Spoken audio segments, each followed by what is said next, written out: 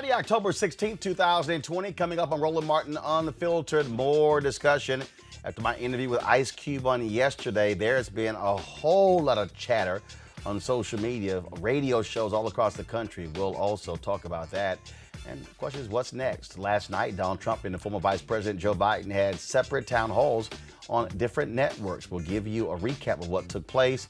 You know, Trump lied more, especially about HBCUs. Trump touted his economic gains, but what does that even mean to black people? We'll also discuss that. Prince George's County, Maryland State's Attorney Aisha Braveboy will join us to discuss her voters initiative that includes those incarcerated.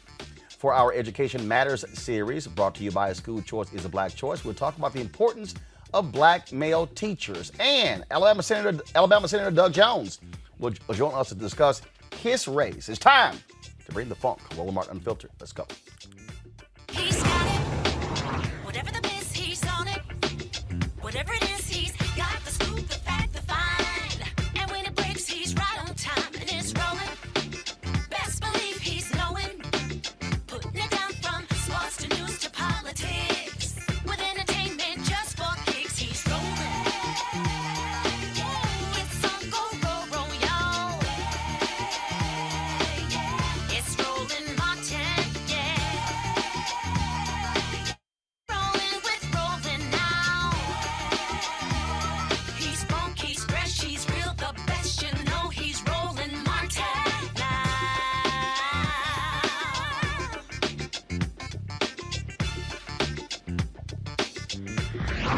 Martin. All right, folks, last night here on Roland Martin Unfiltered, lots of discussion with regards to my interview with Ice Cube regarding his contract with Black America and the Trump campaign taking credit for saying that he participated in some of that with him. Now, what's real interesting about that is that we had this conversation, this spirited conversation with him and really trying to get to understand what's going on. Well, the folks at Politico dropped a story today laying out what they say is the backstory, where the Trump campaign reached out to him that he did not go to the White House to meet with folks there, but that actually that Cube went to a Washington, D.C. hotel and actually met with Jared Kushner and others. Bottom line, the Trump campaign got exactly what they wanted out of this, and that's one of the things that is important that we talk about here, okay, and that deals with again how the campaigns play, how people roll, and how folks actually operate. And what this story laid out is, look, what the Trump campaign wanted is exactly what they got. That is the PR hit of Ice Cube essentially endorsing Donald Trump's Platinum Plan. Now, I sent emails to the Trump campaign saying, okay, who do y'all have who can come on to talk about the Platinum Plan? I'm still waiting. And one of the things that we talked about last night in this plan, which Cube felt was something that they took from his plan, was this right here, where the Trump people said, go to my iPad. President Trump's promise to Black America over 4 years: increase access to capital in black communities by almost $500 billion. All of the people who I have seen quoting this plan, they've all been saying Trump promised black people $500 billion. That's what they said. Yet, like I walked y'all through last night, if you actually go through this plan, if you go through it, the only $500 billion number you see deals with the annual $500 billion federal contracting opportunities. Please go to it. So again, you see it right here under jobs, jobs, jobs. If I scroll through, they say invest $20 billion towards broadband internet access, okay? But that doesn't say it's direct just to black people. Then they say increase opportunities for small business lending and create generational wealth opportunities with over $400 billion in lending. Well, is that the actual program? Is what they already do. I mean, there you go. Okay, you go down here. Increase the number of black-owned contracting businesses financial services entities, and private equity investment funds through regulatory reform and up to $40 billion in government funding alongside traditional private investment. Okay, so are they trying to say that the federal government is going to give $40 billion in government funding to black businesses? Really? Where?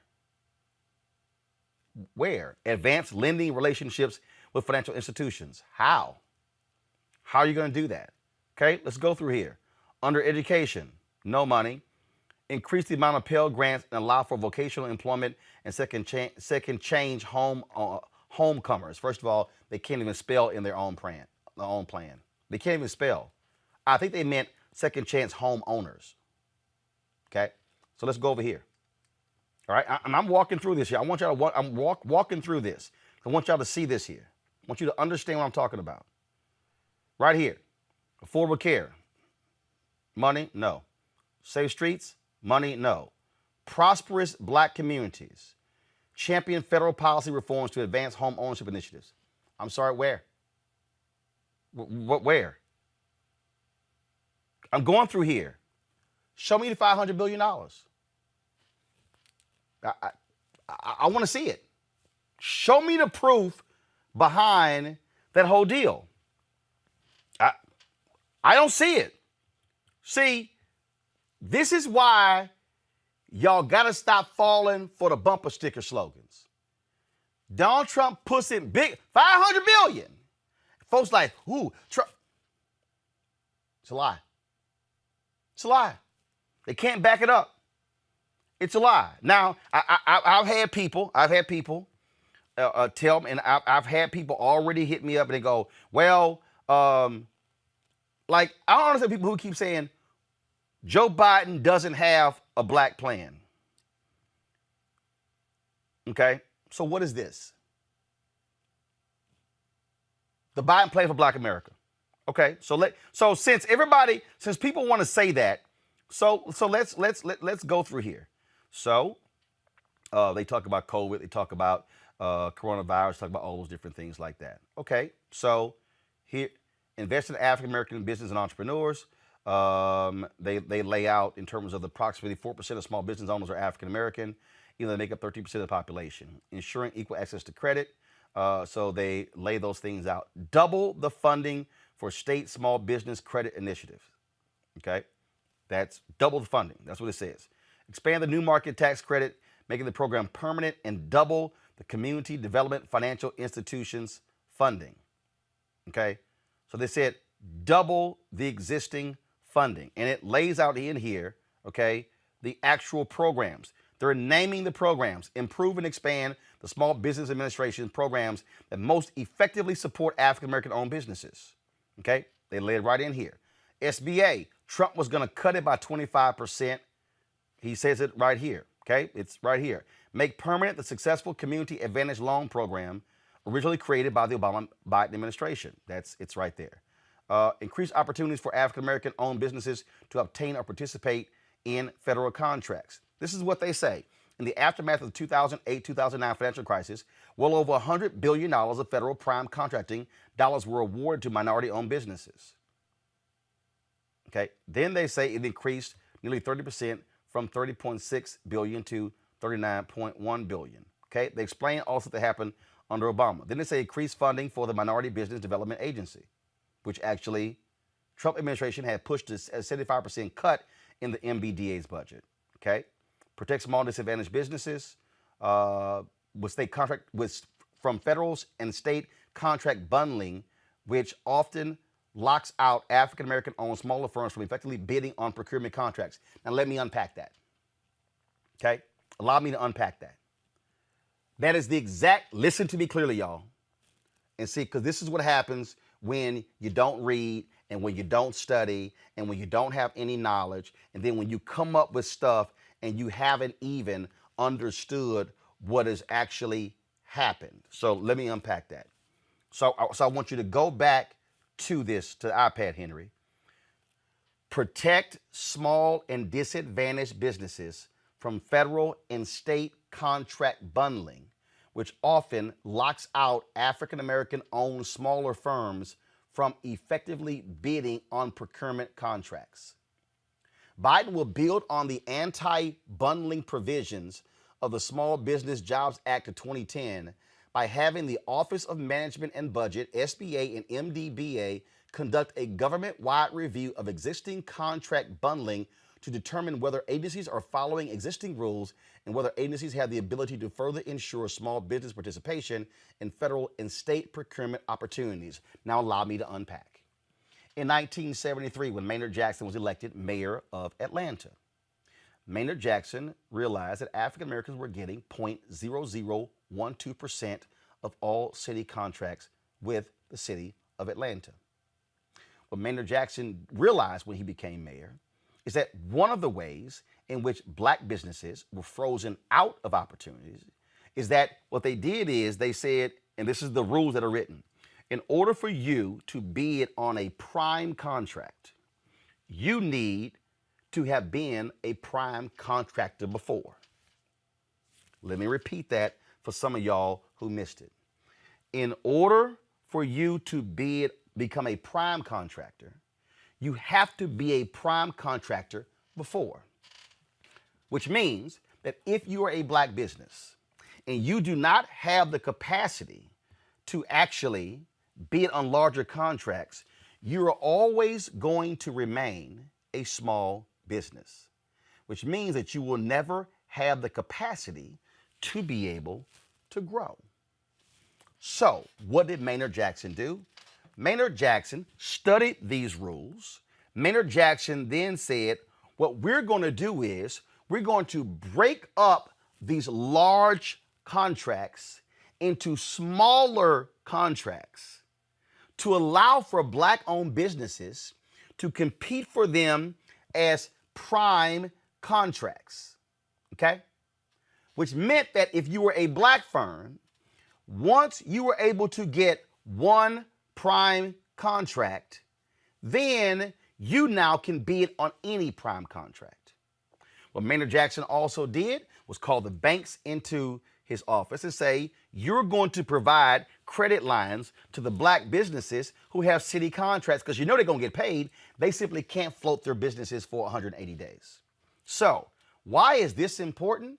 I talked to the U.S. Black Chambers, Inc. when Donald Trump became president. And one of their criticisms is that the Trump administration went back to bundling contracts, which meant that African American and other small business owners would not be able to then compete because they can't compete for the big contracts. That, folks, is how we're frozen out. And so here we are having this conversation, talking about plans. Please show me where in Trump's plan there's anything that talks about that very issue. Okay? Go back to the Biden plan. Provide African-American entrepreneurs and other small business owners technical assistance. It lays it out. Reserve, now here's a critical one here. Reserve half of all the new PPP funds for small businesses with 50 employees or less. Got it. All right. Accessing loans. Okay. They talk about supporting African-American churches. Expand African-American home ownership. Biden will invest $640 billion over 10 years so every American has access to housing that is affordable. You got that. Help families buy their first home and build wealth by creating a new refundable, advanceable tax credit of up to $15,000. Tackle racial bias that leads to homes in communities of color being assessed by appraisers below fair value. Y'all, I'm just reading to y'all all the plans. Roll back Trump administration policies, gutting fair lending and fair housing protections, strongly enforce a fair credit reporting laws, and create a new public credit reporting agency. That's all right here in the plan. Protect homeowners and renters from abusive lenders and landlords through a new home ownership and renter bill of rights. It's all right there. Roll back Trump administration policies gutting fair lending and fair housing protections for homeowners. Okay, it's right there. Hold financial institutions accountable for discriminatory practices in the housing market. It's right there. Restore the federal government's power to enforce settlements against discriminatory lenders. It's all right there. Strengthen and expand the Community Reinvestment Act to ensure that our nation's banks and bank and non-bank financial services institutions are serving all communities. Eliminate local and state housing regulations that perpetuate discrimination. It's all right there. Increase access to affordable housing. Establish a $100 billion affordable housing fund to construct and upgrade affordable housing. Provide tax incentives for the construction of more affordable housing in communities that need it most. Low-income housing tax credit. Okay? Now, I haven't even read all the things under housing. Let me go back to the Platinum Plan. This is what the Platinum Plan says about housing. Go to my iPad. Champion federal policy reforms to advance home ownership initiatives.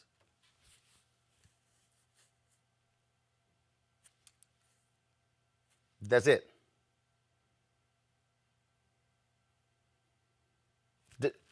Maybe y'all missed that.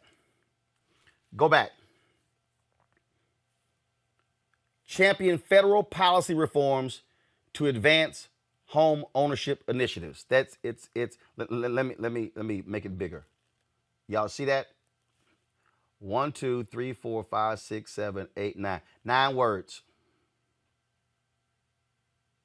9 words on housing. Come back. 9 words on housing. Let me scroll to the top here to just help y'all out. Let me scroll to the top right here. Because I'm trying to show you, what I'm trying to do is show you the contrast. Now, go back. I just read you 9 words in the Trump Platinum Plan. I am on housing.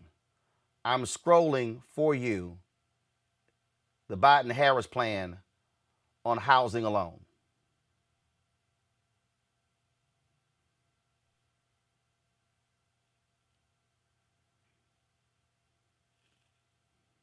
I'm not done. Right there. When we start to have conversations about what folks are doing and they're not doing, it's important for us to have real conversations. It's important for us not to get caught up by the okie doke, by what somebody throws out. Now, last night, I discussed this as well. A lot of people, and I hear all the time, the CDC ain't done nothing. I read some of this last night. I'm going to read all of it. Okay? The Congressional Black Caucus sent me this, and they said, here's what we've done and what Ice Cube's contract with Black America says and what Trump's Platinum Plan says. Go to my iPad. Okay? Ice Cube's CBWA calls for ending qualified immunity, banning chokeholds, and the elimination of no-knock warrants. CBC Fact, the George Floyd Justice and Policing Act, which passed the House in June, calls for all of this and more, including a national database to ensure repeat offenders are not hired. But Leader Mitch McConnell has refused to take it up for a vote. Which means that one of the things that Cube has in his CBWA, the CBC has already passed in the House. But the Republicans won't take it up in the Senate. Next item. Trump's Platinum Plan makes Juneteenth a federal holiday. Fact, the bill would have passed, but Wisconsin Senator Ron Johnson in July blocked it. Donald Trump didn't say a word. Ice Cube CBWA wants to make anti-lynching bill law. CBC Fact. That was passed in the Emmett Till anti-lynching bill introduced by Representative Bobby Rush. Republicans in the Senate refuse to take it up. Ice Cube's plan calls for baby bonds of $1,000 for all new babies. CBC Fact, this is in the CBC's Jobs and Justice Act, which was passed. CBC Ice Cube's plan proposes a plan for neo-reconstruction. CBC says we gave President Trump a 125-page detailed plan to do this in 2017. 4 years later, we've seen nothing. Ice Cube proposes a one-time interest-free home loan for qualified Black Americans. CBC says this plan only addresses access to a loan for certain Black people. It does not address necessary relief provisions to prevent foreclosures and expand forbearance for homeowners. But the CBC Jobs and Justice Act does. Ice Cube's plan wants a jobs skill training program. The CBC Jobs and Justice Act of 2020 addresses this through businesses contracted to rebuild infrastructure to recruit, actively hire, and provide on-the-job training to African-American men ages 18 to 39 through existing jobs, apprenticeships, and earn-while-you-learn programs.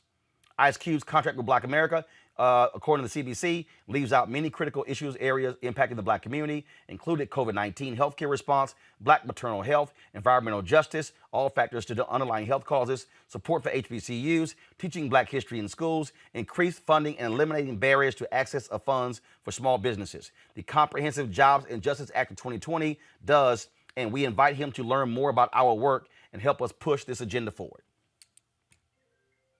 Now, let me explain to you, and this is critically important. What I'm laying out is not a criticism of Ice Cube's plan. What it is stating what actually has been done. That's what I'm laying out. What other entities are doing. Speak to it as well. The real issue that we have here is not who's backing that plan or that plan. The real issue is, are we seeing forward progress on the issues that Black people care about? When you begin to break that thing down, now you begin to realize who's getting played and who isn't. Now you begin to realize who's serious and who isn't. Now I could have gone through, because remember, I told you, the Biden plan is 22 pages long. I encourage you to go to JoeBiden.com and look it up. But what I need Black people to do is stop getting so caught up in, ooh, they beefing, and this is what they doing, as opposed to saying, how can Ice Cube with his celebrity be a modern-day Harry Belafonte, a modern-day Ossie Davis, Ruby Dee, Sidney Poitier, Diane Carroll, Dick Gregory, Paul Robeson, and use celebrity and use his large following to bring attention to plans that don't necessarily get the same amount of attention? That's one. The second piece is Ice Cube is presenting his contract with Black America only in the last 3 months. But there are other initiatives that have been in the pipeline a lot longer. So, what we as Black folks should be doing is identifying what's further along, give those things a push, give them support for them to then become real. So if y'all are caught up in the back and forth and the drama, as opposed to being laser-like focused on how we can move things ahead for African Americans. Because this thing is not about who met or didn't meet with Ice Cube. It's not about who met or didn't meet with T.I. It's not, and let me be real clear. I'll put it on the line. Celebrities are not going to lead Black people to the promised land. The folk who will are the very people who do this day in and day out. So what we need celebrities leveraging their celebrity to help those policymakers be able to advance the agenda. Should we listen to them? Absolutely. But what we cannot do is act as if folk ain't been putting in the work all this time. Michael Imhotep, host of the African History Network, Mustafa Santiago Ali, PhD, former senior advisor for the Environmental Justice EPA. Rena Shaw, the Lincoln Project Women's Coalition. Michael, I want to start. Mustafa, I'm going to start with you. Just your thoughts on all of this, back and forth. To me, I think it's missing the most important element, and that is how do we move forward as a collective to achieve what we want to achieve? Yeah, no, you hit it on the head. I mean, we need our creators, but we got to make sure that it's anchored in the experiences and the knowledge that folks who've been doing policy work for a long time have, especially those trusted voices in the policy place. And we also got to use our common sense. I mean, it's not an accident that they call this the Platinum Plan. They understand how our culture works and how we get excited about certain things. But we also got to, once again, use our common sense. If you look at Trump's 2017, 2018, 2019 presidential budgets, they were just talking about slashing all of the programs that are so critical to helping our communities just survive in many instances, not thrive, but to survive. If you want to just pay attention to what's going on in the moment, as you pointed out around the PPP, folks should also be asking the question, why is it that there weren't other directed programs from Trump or the Republicans saying, we know that there are these disproportionate impacts that are happening in this COVID-19 moment to African Americans, the Latinx folks, the indigenous folks. And here are those additional resources and steps that we're going to put in place to actually help you to protect your lives and to also give you that economic backing that is so critical. When someone doesn't do that, that tells you that you are not a priority for them in the past, in this moment, or in the future because of those resources. And that focus is not there. They also know that disproportionately a whole bunch of us are dying, so there'll be even less of us that are there. So folks just got to spend a little bit of time and actually just unpacking, as you said, the actions of folks. It's like that old saying, when someone shows you who they are, believe them. Trump has shown you exactly who he is and who he cares about. Michael, again, the thing, what I don't do, I don't waste my time with gossip. Exactly. I saw that dumbass Boyce Watkins somebody sent me a video where he was like, oh, Roland Martin tried to pin Ice Cube down. No, I didn't. We actually were presenting facts. We were discussing the plans. This wasn't, I'm trying to pin Ice. No. My whole deal was, this is what they said, $500 billion for black people. I simply pointed out that was a lie. Right. Well, first, a few things. One, and I have friends who are on different sides of this equation, so I deal with what I deal with. So let me put it like that. One, I want to thank you for the interview you did yesterday with Ice Cube. Okay, because you allowed Ice Cube to explain his side of what happened, number one. Two, I applaud Ice Cube for pulling together policy experts to put together this agenda. I applaud him for this because he didn't have to do this.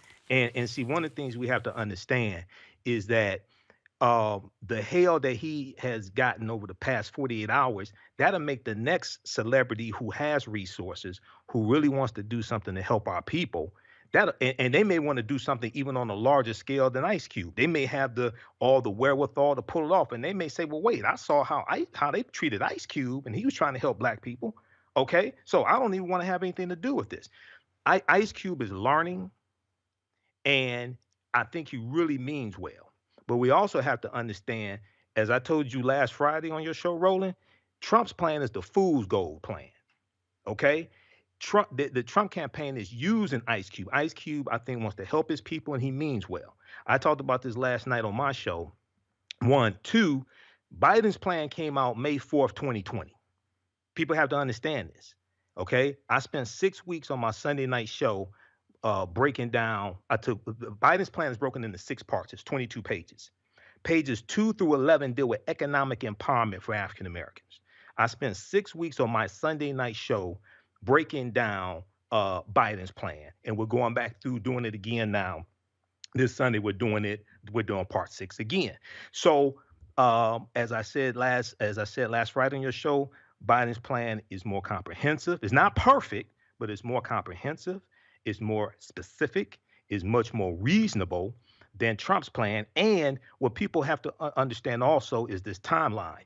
When um, Ice Cube's representatives, because I read the article from Politico.com that you posted also, and I knew about 2 weeks ago that Ice Cube had met Ice Cube and or his representatives had met with both camps, because I think it was Billboard had an article about this. So I knew this like 2 weeks ago.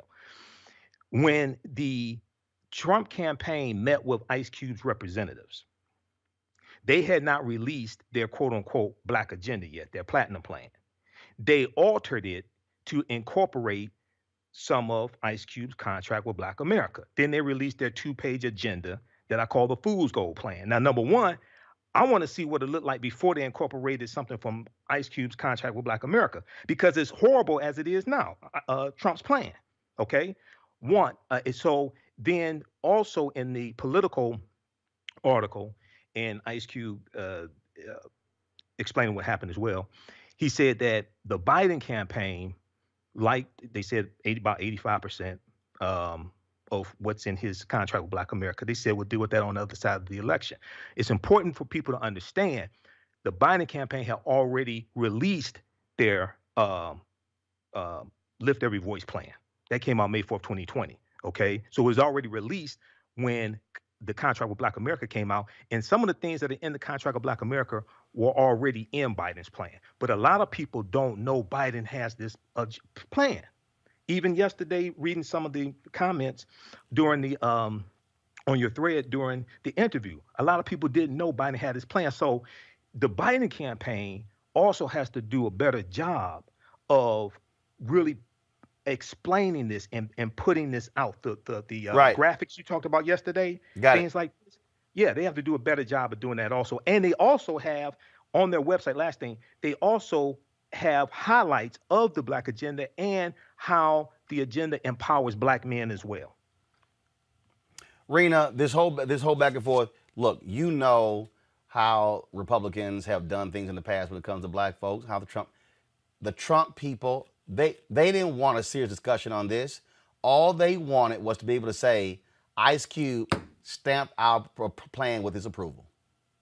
Well, yeah, I mean that's totally what happened here, because let's not forget that whole big gaffe. I would say one of the biggest gaffes of this entire campaign that the Trump campaign has loved about Biden is when he went on Charlemagne the God's what was that, the Breakfast Club, right? Yep. And really, you know, those words weren't perfect, but Biden's not known for perfect words. The Trump campaign took that and ran with it.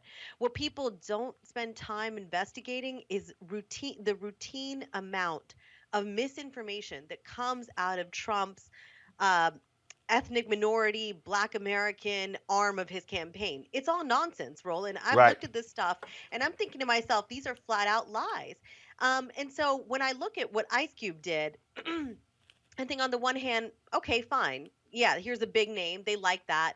And I think he did have probably the most noble intention going in there, but his contribution was a little too late.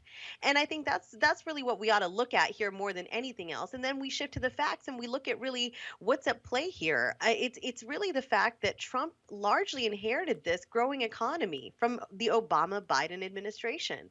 And so with COVID, though, the whole thing is turned on its head. And I think that's where we really see this whole situation for what it is, what's happening in Black America.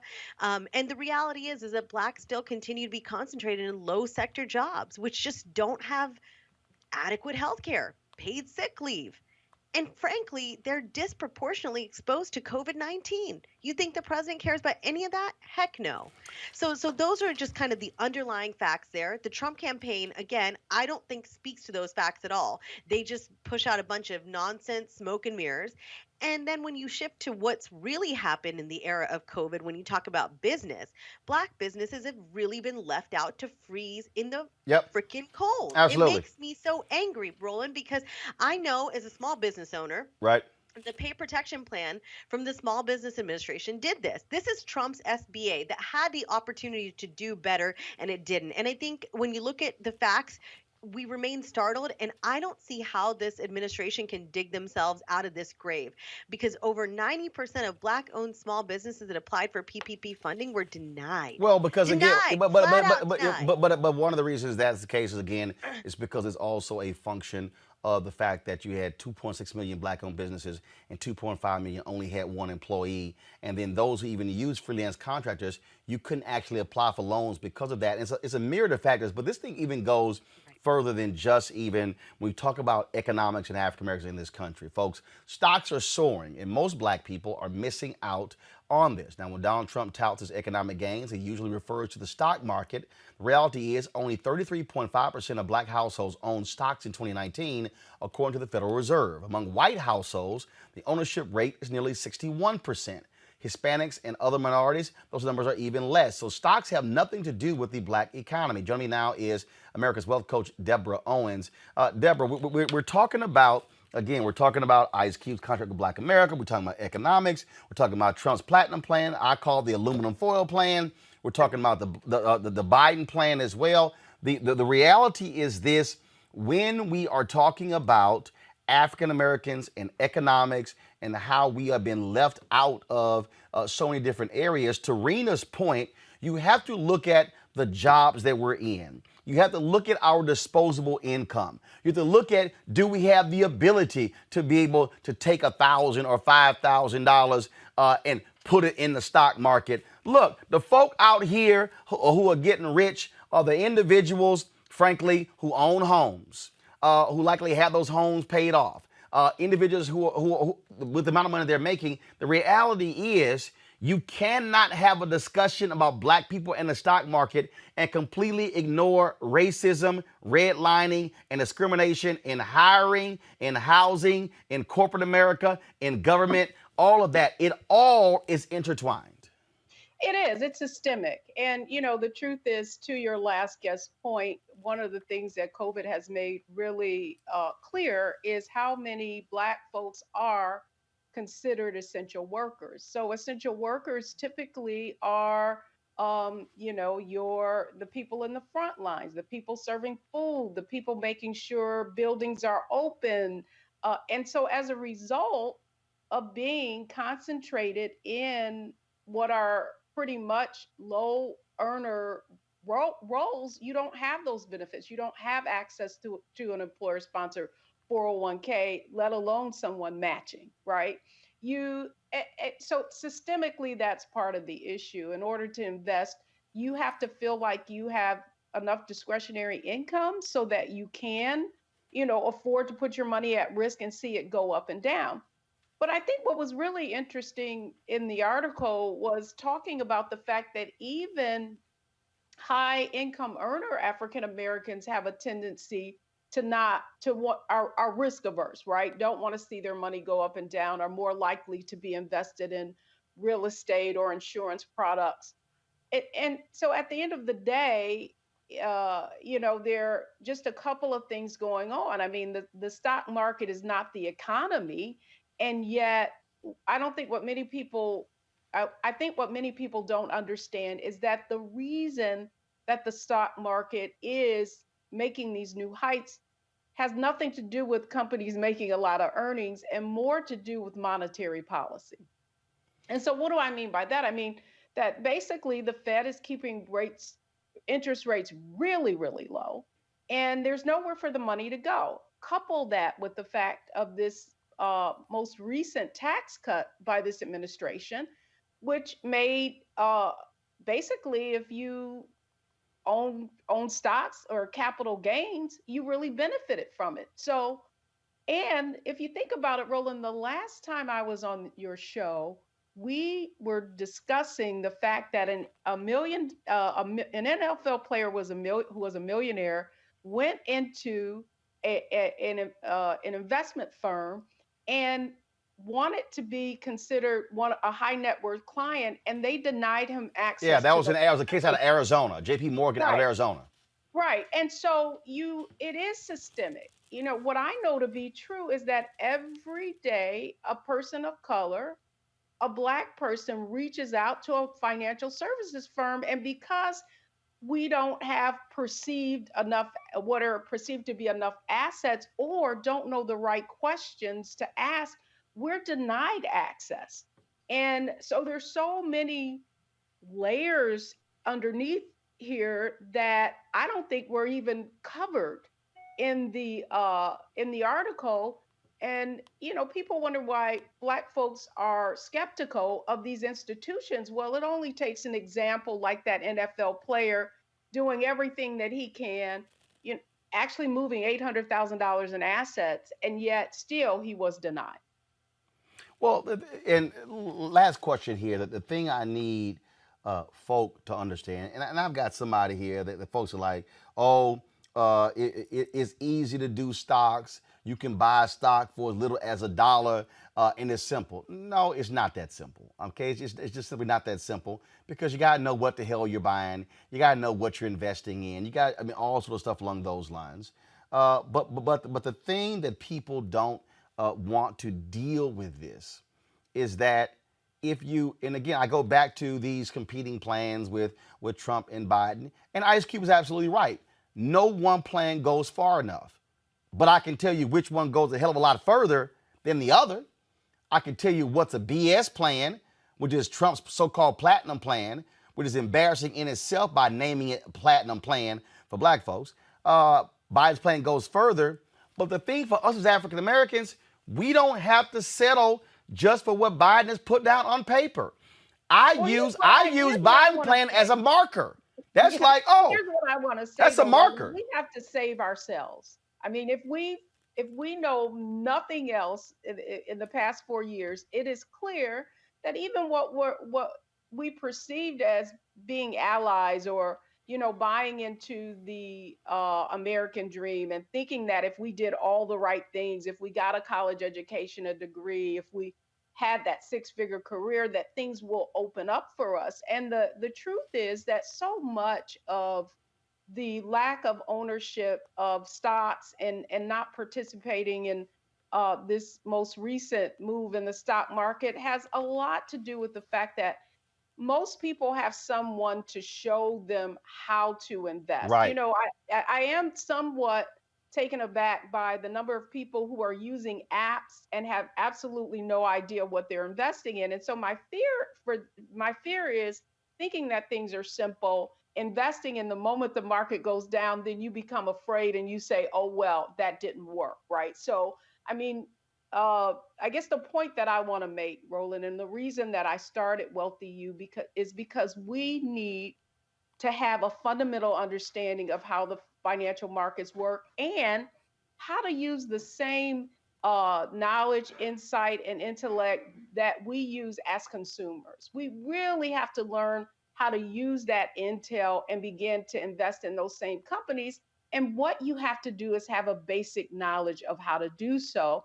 And we're simply not getting access to that through formal education, because typically this is something that is taught from our family, or someone in your family kind of says, okay, I'm going to take you along. Let's start your first brokerage account. That is not happening. But, the fact is that even when we do seek help, we're simply not being let in with open arms and shown the ropes. Absolutely. Deborah Owens, America's Wealth Coach. How can folks reach you? Well, they can go to my website, wealthyu.com. And by the way, talking about learning how to invest, Roland, we've got a masterclass going on tomorrow all day, so they can just hit our website if they want more information. All right. Sounds great. Folks, go check it out for some great information. We appreciate it, Deborah Owens. Thanks a lot. All right. Thanks so much, Roland. Got to go to a break. We come back. We'll talk about the voting initiative coming out of Prince George's County. Also, folks who work for President George W. Bush, yeah, they're like, the hell with Trump. Y'all should be supporting Joe Biden. Where do we show you that ad? And the folks with the Lincoln Project Arenas with, man, they took a Donald Trump Jr. ad, chopped it up. Brilliant. All of that next. Roland Martin, Unfiltered. I'm going to create a better avenue. It was like what I wanted in my neighborhood. I grew up wanting a lot of activities in my neighborhood that was in close proximity. My mom wasn't always there, so I didn't always have a ride to places. And You know, you want to be able to walk down the street and get to something that's some food for your soul in your community. You know, I relish, the days of being in Clarksdale, Mississippi, and when I had to go out there and live with my people, they had actually black-owned corner stores. My uncle owned one. My Uncle Donald owned a cleaners and a corner store, and he a city councilman down there now. And it's like that was big for him. He was like, "Yo, man, you got to own something.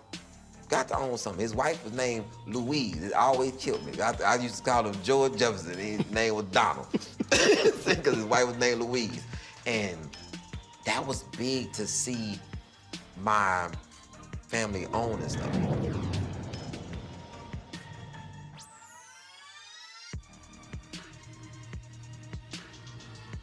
You're right.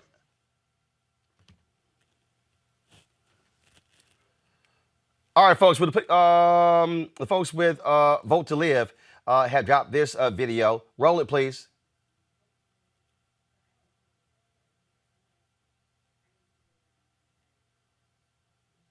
A voteless people is a hopeless people. That's it. That's all I got. Because it's true. A voteless people is a hopeless people. So I hope this speech will sow a seed that'll grow a tree full of ballots before bullets start to evoke the feeble. I mean, come on, don't you want to go toe-to-toe with evil and know it's legal? Nope. Cool, I could just go to sleep too. Then I'm complicit, letting the system in need of revision remain consistent, though I know it needs new. Everything. I'm talking about freedom. We need to let it ring, let them see we ain't satisfied. That is why you vote. We need you. Because then there's voter suppression, which is so deceitful. It's not only gross, it's lethal. It goes to show the lengths folks will go just to control the people. And I like Drake, but we can't go back to back. 2016 can't go back to that. In other words, no to sequels. Now just think about all the great things voting leads to. Civil rights, healthcare, clean air, marriage equality, and now you can smoke some weed too. Because voting is more or less forward steps for the ones who couldn't before us get what was constitutionally theirs, from formerly enslaved, suffrage parades, immigrants detained, to the poorest vets. I mean, this could be America's best performance yet. But you're right. It's your right to abstain, but if you don't participate, then you can't complain if they counterclaim or deface and maim or set aflame or start taking aim at your pursuit of happiness, your liberty, or your life. You only get one, so I guess vote to live. Yeah, vote to live.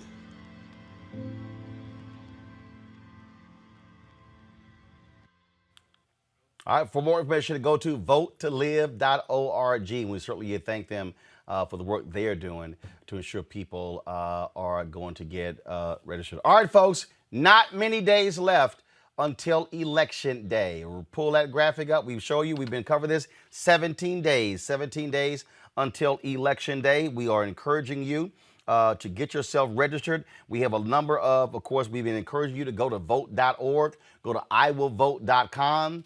To be able to get registered. Just 17 days left.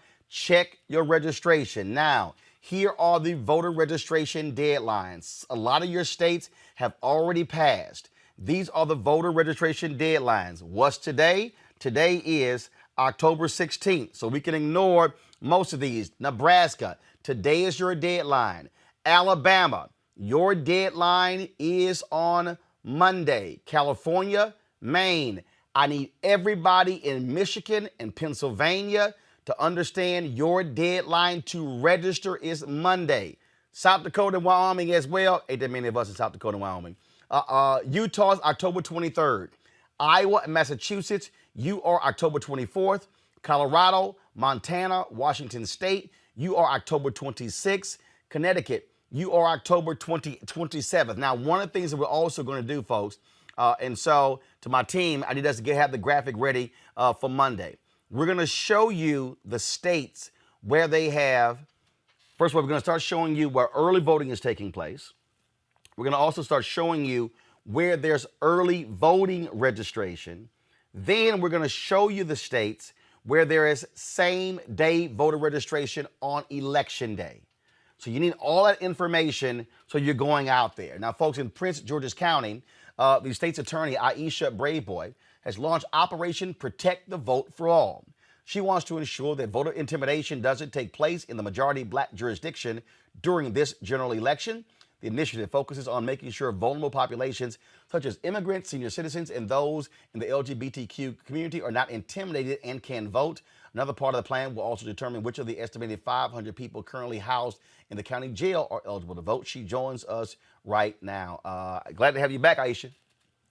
Thank you so much for having me, Roland. So, Donald Trump literally called for his people to intimidate folks in the polls. I mean, he literally said it. Republicans say they want to draft 50,000 volunteers to literally go to the polls to watch others as poll watchers. There's no longer a consent decree that in place that keeps them from doing it the first time in 20 years as well. Well, let me say, if they come to Prince George's County and try to intimidate voters here, I want them to know that voter intimidation is a crime, and my office will prosecute anyone who offends voters at the poll.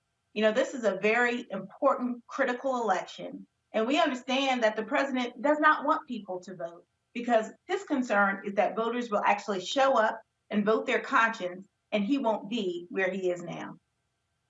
So, first of all, so explain to people, so if they can have poll monitors, what are the rules? How far away do they have to be?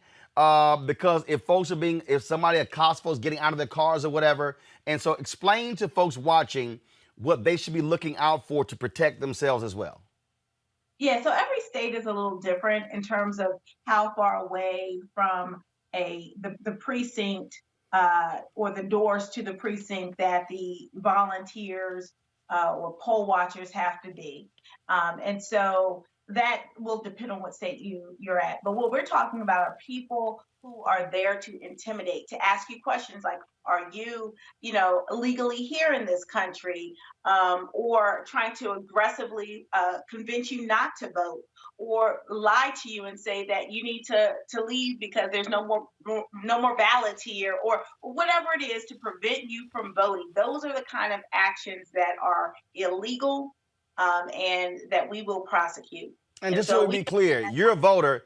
You don't owe anybody a damn thing. You don't have to answer anybody unless they are poll workers and are asking you about here's a sample ballot or to get your ID ready. If anybody asks you any questions about your status, are you a resident of this neighborhood, all you can say is talk to the hand.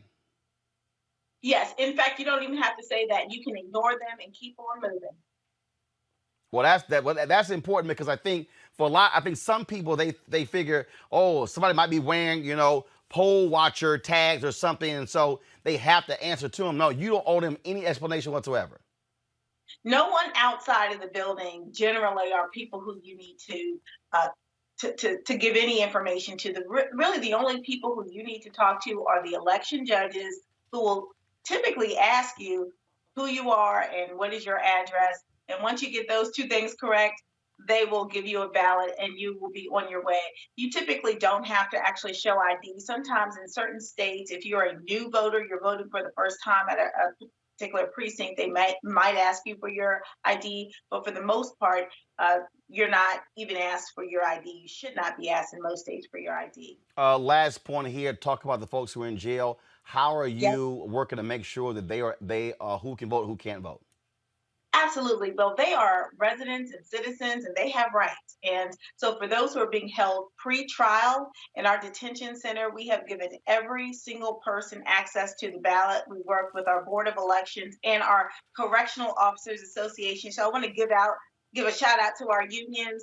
They have been really, really helpful, as well as the local NAACP and other organizations. But essentially, every single person in the jail, we provided their names to the Board of Elections, and they determined who was eligible to vote.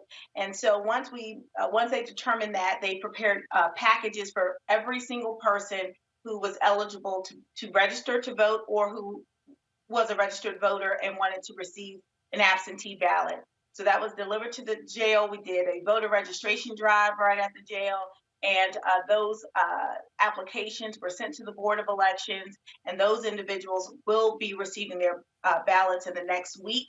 And we look forward to them voting, because every single person should exercise their right, whether you are a pretrial detainee or in our state, you're allowed to vote if you are serving time for a misdemeanor. And if you have been released from jail, even if you still have time on parole or probation, for a felony, but you've been released from jail, you are eligible to register to vote. So we're sending that message out to every single person in our community. Please vote.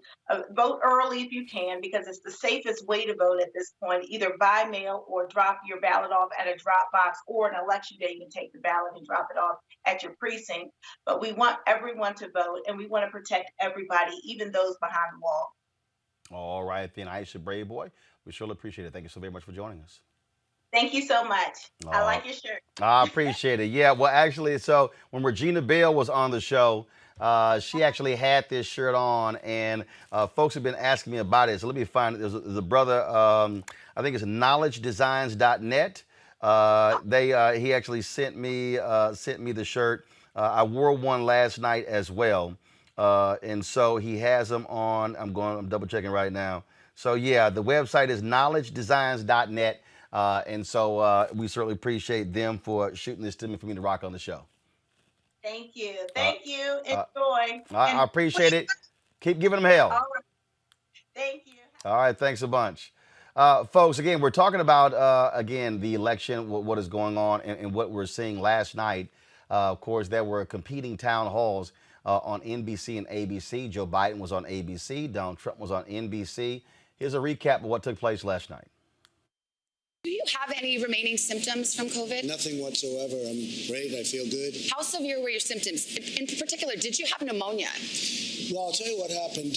I didn't feel good. I didn't feel strong. I had a little bit of a temperature. The doctors at the White House are fantastic, as you can imagine, and they really didn't want to take a chance. And they said, "Let's go to the hospital." I said, "That's okay. I'm going to, respond to what you say." And we went over to Walter Reed, where you have tremendous professionals. They gave me Regeneron and Remdesivir both, and all I know is I felt good the following day. I felt really good. Did the doctors ever tell you that they saw pneumonia on your lung scans? No, but they said the lungs are, a little bit different, a little bit perhaps infected. You were asked point blank to denounce white supremacy. In the moment, you didn't. You asked some follow-up questions. Who specifically? A couple of days later, on a different show, you denounced white supremacy. No, my question to you is, you've done this to me and everybody. Why does it seem like I denounced white supremacy? Okay, you did 2 days later. I've denounced white supremacy for years, but you always do it. You always start off with a question. You didn't ask Joe Biden whether or not he denounces Antifa. While we're denouncing, let me ask you about QAnon. It is this theory that Democrats are a satanic pedophile ring and that you are the savior of that. Now, can you just once and for all state that that is completely not true and disavow QAnon in its entirety? I know nothing about QAnon. I just told you. I know very little. You told me, but what you tell me doesn't necessarily make it fact. I hate to say that. I know nothing about it. I do know they are very much against pedophilia. They fight it very hard, but I know nothing about it. They believe it is a satanic cult run by the deep state. The subject. I'll tell you what I do know about. I know about Antifa, and I know about the radical left, and I know how violent they are and how vicious they are, and I know how they're burning down cities run by Democrats, not run by Republicans. Senator, will you accept a peaceful transfer of power? You have said repeatedly, the only way we lose this election is if it is rigged. Now, that is simply not true. The fact is either candidate can lose fair and square without ballot fraud. So will you accept the results of the election? That's the way I want it to be. But when I see thousands of ballots, right, unsolicited ballots being given out by the millions, and thousands of them are dumped in dumpsters, and when you see ballots with the name Trump, military ballots from our great military, and they're dumped in garbage cans. That is a handful. We could go all night, which we won't. No, but no, we it's could go all happening every night, day. one by one, a single case, a single day. You're talking about 150 million votes. Your own FBI director says there is no evidence of widespread really? fraud. Well, then he's not doing a very good job. And the answer is yes, I will. But I want it to be an honest election, and so does everybody else. On behalf of voters, who do you owe $421 million First of all, let me answer. What they did is illegal, number one. Also, the numbers are all wrong with the numbers they released. And just so you understand, when you have a lot of real estate, I have real estate, you know a lot of it, okay? Right down the road, Doral, big stuff, great stuff. I'm very when I decided to run, I'm very under-levered, fortunately, but I'm very under-levered. I have a very, very small percentage of debt compared, in fact, some of it I did as favors to institutions that wanted to loan me money. $400 million compared to the assets that I have, all of these great properties all over the world, and frankly, the Bank of America building in San Francisco. I don't love what's happening to San Francisco. Well, do I hear you right? It sounds like you're saying $400 million isn't that much. One of the biggest office buildings. But are you confirming that yes, you do owe some $400 million? What I'm saying is that it's a tiny percentage of my net worth. Many people believe that the true swing demographic in this election will be black voters under the age of 30. Not because they'll be voting for Trump, but because they won't vote at all. I myself have had this exact same conflict.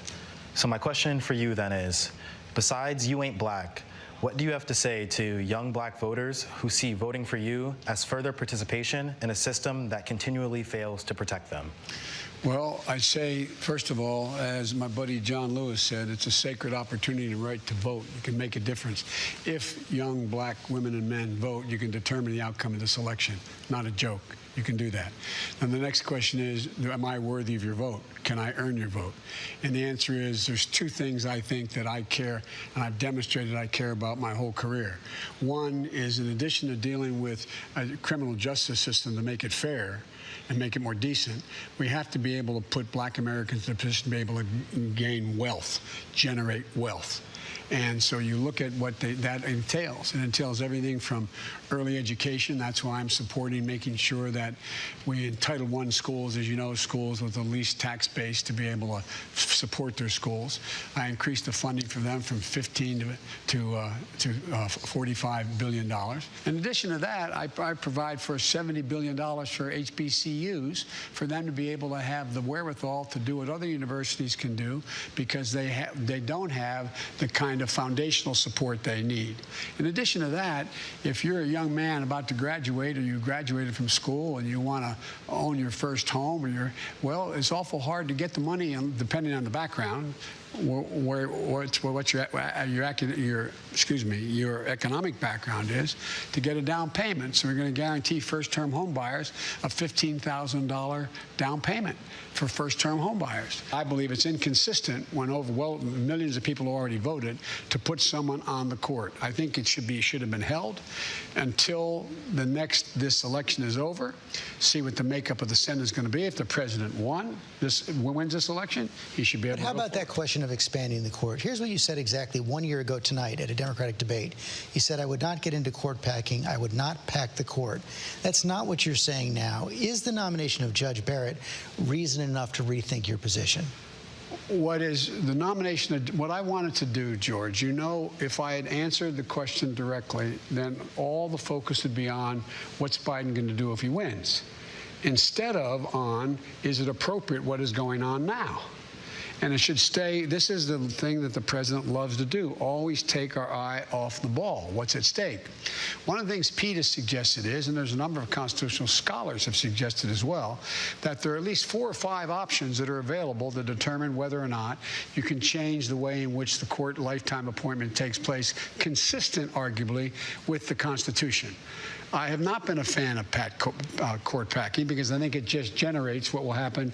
Whoever wins, it just keeps moving in a way that is inconsistent with what is going to be manageable. So you're still not a fan? Well, I'm not a fan. I then say it depends on how this turns out. Not how he wins, but how it's handled. How it's handled. Your view on the crime bill that you wrote in 1994, which showed prejudice against minorities. Where do you stand today on that? Well, first of all, things have changed drastically. That crime bill, when it voted, the Black Caucus voted for it. Every black mayor supported it across the board. And it didn't. The crime bill itself did not have mandatory sentences except for two things. What it had 3 strikes and you're out, which I voted against in the crime bill, but it had a lot of other things in it that turned out to be both bad and good. I wrote the Violence Against Women Act. That was part of it. The assault weapons ban and other things that were good. What I was against was giving states more money for prison systems that they could build, state prison systems. In the meantime, an awful lot of people were jailed for minor drug crimes after the Exactly time. right. Was it a mistake to support it? Yes, it was. But here's where the mistake came. The mistake came in terms of what the states did locally. Now, there was a moment during the Trump town hall where this sister, asked him this question that was quite interesting, if you will, and in what he had to say. Of course, it dealt with this topic. Go to it. As a Democrat, hi Cindy, what's your question? Good evening, Savannah. Cindy, Good thank evening, you. Mr. President. Thank you very much. As the mother of a young male of color, I have raised him to respect authority, not only because it's the right thing to do, but also out of fear that he may face profiling or be considered a criminal. As an educator, I've also had similar conversations with my high school students. Mr. President, what will you and your administration do to better prepare our law enforcement officers to work in collaboration with the communities that they serve, and also to protect the lives of innocent Black and Latinos from police brutality and injustice? Right. I fully understand the question, and I saw everything that you saw over the summer, and it was a terrible thing to watch. We were very strongly, we have a senator named Tim Scott from South Carolina. He came up with a bill that should have been approved. It was great. It was a bill that was strong in terms of law enforcement and strong in terms of enforcing the proper thing and doing the proper thing by law enforcement. And the Democrats just wouldn't go for it. They wouldn't go for it at all. And I don't know why, because it was a really great bill. But I do have to say this. And some people don't like it when I say it, but a lot of people agree. I have done more for the African American community than any president, with the exception of Abraham Lincoln. Criminal justice reform, prison reform, historically Black colleges and universities. I got them funded. They were on a year-to-year basis. They could have been put out of business. As soon as our country had a little bad year, they would have said, I'm sorry, we're not going to fund you. I got them 10-year funding and financing, and more than they even asked for. I became very friendly with a lot of the heads. But we've done more, and of course, opportunity zones. But criminal justice reform, everybody said it could not be done. President Obama and Biden never even tried to do it. They never even tried. But I say that, and I say it often. I'll say it loud, and I'm very proud of it. And I have a great relationship because of what I've done with the African American community. I'm very proud of it. Let's go to our next question. We have Paulette Dale. She leans slightly to Biden. She voted for Clinton in 2016. She's registered as a Republican. Michael, that's a flat out lie. That man lied so often that, first of all, he did. The HBCU thing is a lie. Biden and Obama didn't try to do criminal justice reform.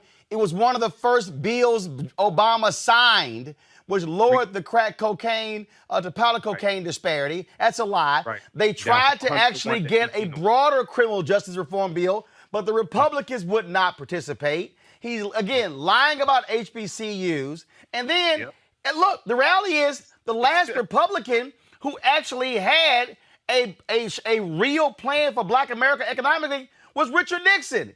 That man just lied his ass off again. And so and I'm sitting there and I'm like, hey, Guthrie, you want to say something?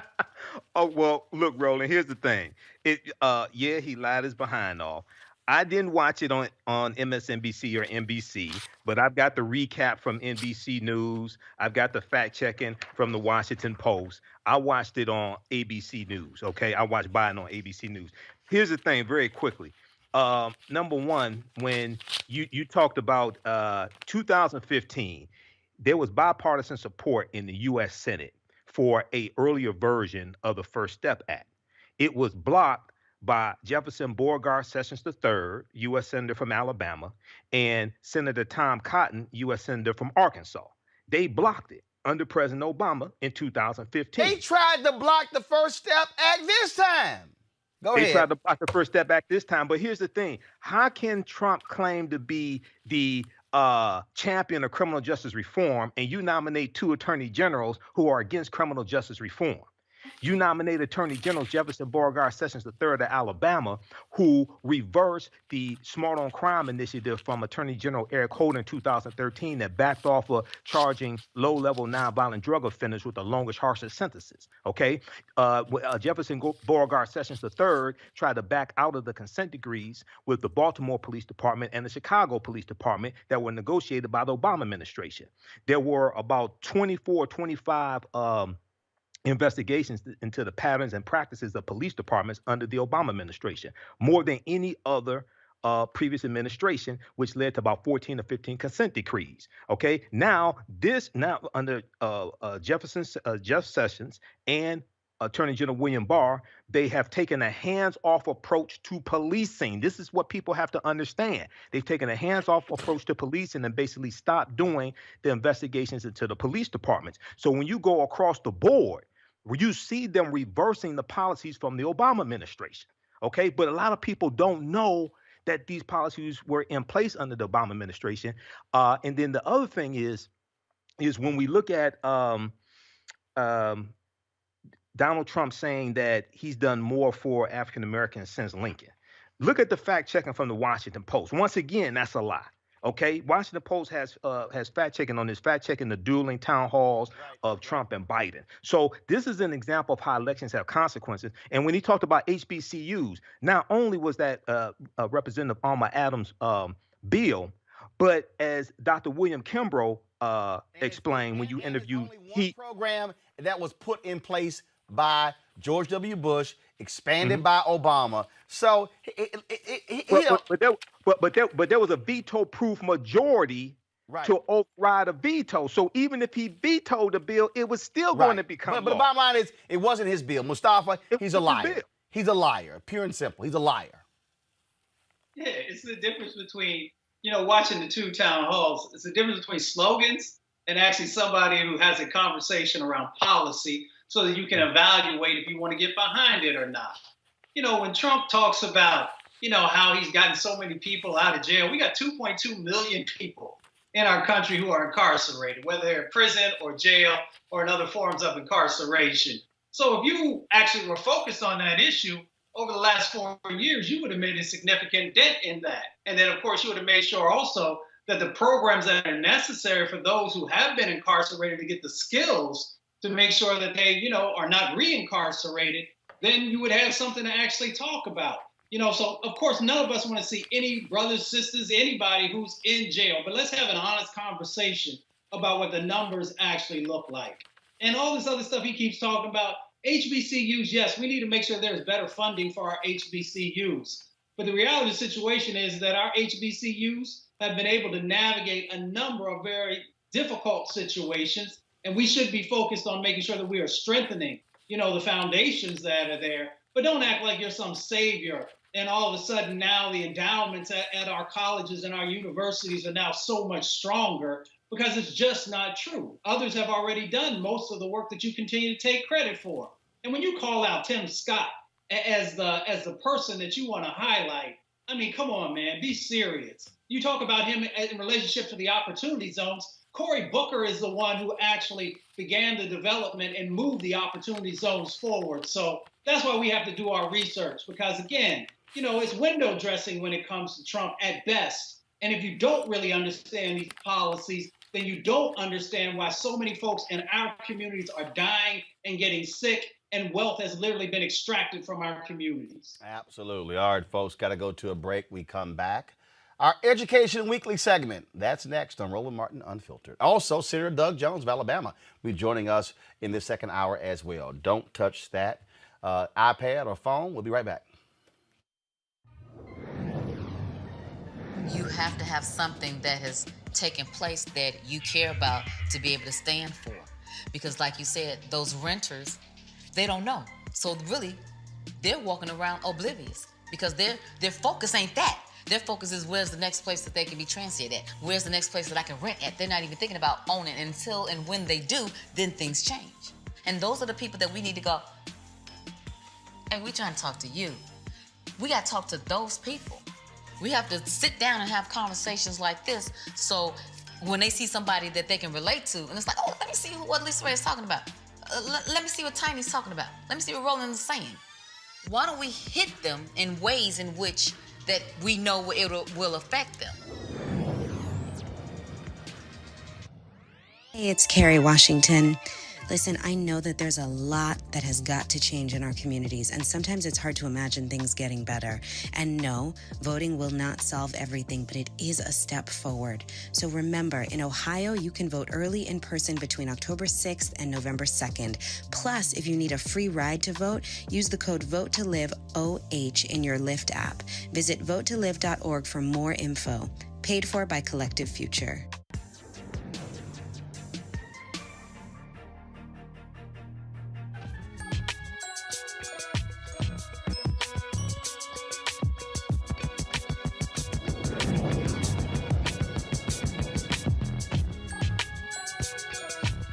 All right, folks, our Education Matters segment is powered by School Choice is the Black Choice. All right, folks, black men make up only 2% of the nation's teaching force, but their presence in the classroom is shown to improve outcomes for students, especially young black boys. A study by the Institute of Labor Economics found that low-income black students who have a black teacher, man or woman, for at least 1 year in elementary school are less likely to drop out of high school and more likely to consider college. Still, only 7% of teachers nationwide are black. Joining us right now is Terrence Martin. He is Terrence Martin, Sr., Executive Vice President of the Detroit Federation of Teachers. Terrence, the thing here is interesting when we talk about this whole issue. I've had Sean Hartnett. He has a charter school here in Washington, D.C., and he specifically did this school for black boys. And what he said was, he was working in traditional public schools. He said, you know what? We got a laser-like focus. He said it was amazing because he controlled who he hired. He said he literally saw the transformation of these black boys who were excited about science, excited about math. And even in Senator Kamala Harris at the debate at Texas Southern University, she talked about what it means when a black child has a black teacher, but especially a black male teacher. And so what's really being done to get more black men in the profession, and what more needs to be done? Well, it's not enough done at the present moment. And I think that one of the things that we have to certainly consider is that the importance of having a black male teacher extends beyond what you see in the classroom. It actually goes into the home as well. When I taught 2nd and 5th grade here in the city of Detroit, I was probably the most consistent black male figure in many of my students' lives. I came to work every day. They can count on me. They knew what to expect. There were rules in place that I expected children to follow, and they followed it. And as you mentioned before, when you talk about the impact of black male teachers to black boys, it really gives them a sense of confidence, the same sort of confidence that you get from your father, knowing that you can do it. I'm here to catch you if you fail, but I'm also going to give you the tools to be successful in this life. And that's certainly something that's missing in our schools. Interesting. As I sit here and I think about elementary school, middle school, high school, I certainly can name a large number of black female teachers. But when you start talking about black male teachers, I mean, absolutely. I had Mr. Woods at elementary school, a brother. I had a Mr. Brewer in middle school who was a brother. There were a number of brothers who were in high school, including Mr. Carey, a fellow Alpha brother of mine, Coach Mumphrey, who was my government teacher, another Alpha brother of mine, and so many others. And you're absolutely right. It's a different reaction when you are a black boy in school, when you choose to act a fool, and then you have a black male teacher who checks you as opposed to a black female teacher or a white male teacher or a white female teacher.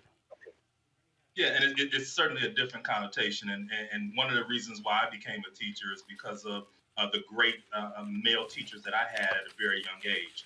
I think I had my first black male teacher in sixth grade, and he was just outstanding, and just the way that he was able to relate to us in the classroom was just astounding. He looked like me. He came from the same neighborhood that I came from. As a matter of fact, he lived several blocks over from where I lived. And so it's a totally different reaction. It was almost as if someone from your neighborhood that you respected, that you looked up to, was now going to teach you. One of the other things that we have to certainly consider when we talk about black male teachers, typically you see them in phys ed or as administrators in some form of fashion. But it's increasingly important that we make sure that we see our black male teachers in academic subjects, such as social studies, math, and the sciences, because that is what will spark a young black boy to want to explore those particular subjects even further. So we know the problem, we know the value. How do we fix it? Who's doing it? What are the programs? What is the issue? Is it an issue of money? Is it an issue of recruitment? Is it an issue that districts should be partnering with HBCUs? How do we fix this problem? Yeah, I don't think that there's any silver bullet in this. I mean, and when we talk about this issue of not having enough black males in schools, we got to look at the teaching profession as a whole. When you talk about teaching and you talk about nursing, those were traditionally subjects that were classifications, job classifications that were dominated by women. But remember, we also got to explain why. Because women were not allowed to work in the traditional workforce. When Title IX was passed in 1972, which opened professional schools up for women where they could become doctors, lawyers, dentists, they were like, now it can be more than a teacher. Right, and we still fight for equality, for equal pay in those professions. And so when you talk about a black man who may be the head of his household, it's important that they make enough money to take care of their family. And because there's a disproportionate in pay in the profession of teaching and professions of nursing, we still struggle with that. And a lot of black men don't choose education to go into because they know that it's not going to be fruitful for them financially. However, if it's money, then how do we change the structure?